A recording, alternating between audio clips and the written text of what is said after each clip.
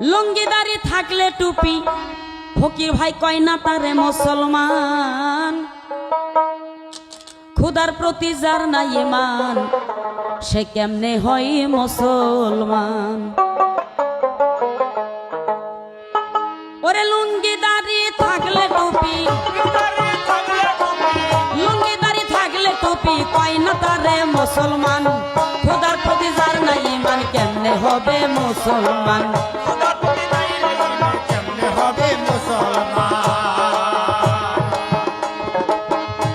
ওরে কত জনের মাথায় জোটা,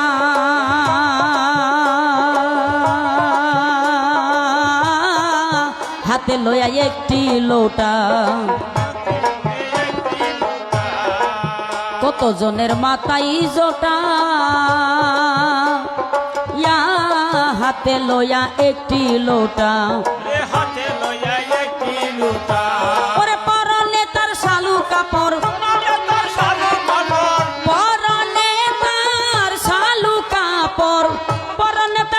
কাপড় গলাতে জোলাই গোটা। খোদার প্রতি যার নাই ঈমান কেমনে হবে মুসলমান।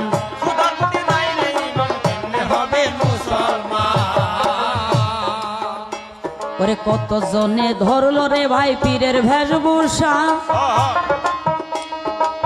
গায়েতে জুব্বা রে ভাই হাতে লই আসা।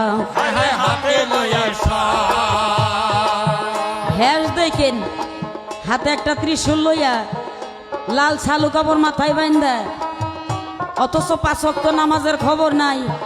আমাদের নবীর নামে শুদ্ধ করে বলতে পারে না। হ্যাঁ কয় আজমির থেকে আইছি, আমি নবীরে পাইছি, আমি আল্লাহরে পাইছি। অথচ 5 ওয়াক্ত নামাজের কয় রিকাত নামাজ হয় কইতে দিন। মনে হয় 100 জন্ম মৃত্যুবরণ করতে হবে এবং জন্ম নিতে হবে। তাইতে বলছে কত জনে ধরল রে ভাই পীরের বেশভূষা, গায়ে তাহার জুব্বা রে ভাই হাতে লই আসা।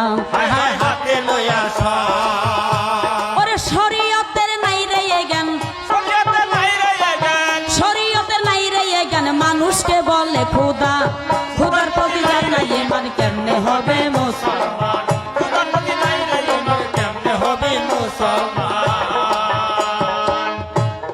কত জনে খাইল রে ভাই ভাঙ মদ গাঁজা, হালাল হারাম নাই রে বিচার কি হবে তার সাজা।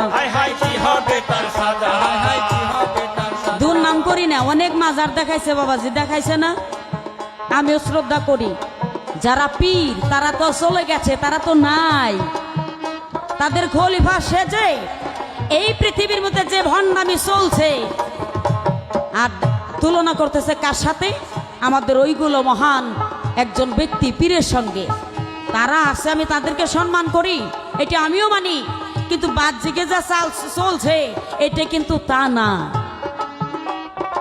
কিছু কিছু মাজারে যাইবেন দেখবেন ভাং খাইতে খাইতে গুয়া হুক কইতে হুকতে তামুকের চুঙ্গার মতো করবো, আর কয় বাবার সিদ্ধি খাইছি, মানে আমাকে খাজাই খাইতো, আমাকে খাজাই খাইতো, এই জন্য আমরাও খাই। ব্যাক কল আমাদের খাজা বা করছে কি, তুই বা করসটা কি?